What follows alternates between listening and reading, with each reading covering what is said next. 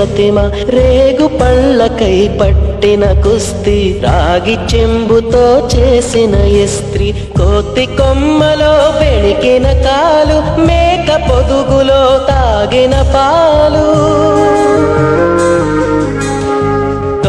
చాటుగా కాల్చిన బీడి, సుబ్బుగాడిపై చెప్పిన చాడి, మోట బావిలో మిత్రుని మరణం, ఏకధాటిగా ఏడ్చిన తరుణం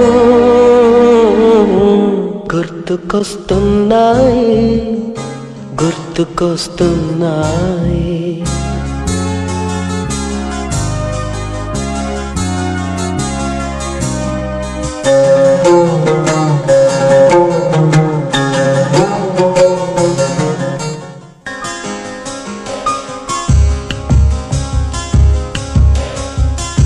గుర్తుకొస్తున్నాయి.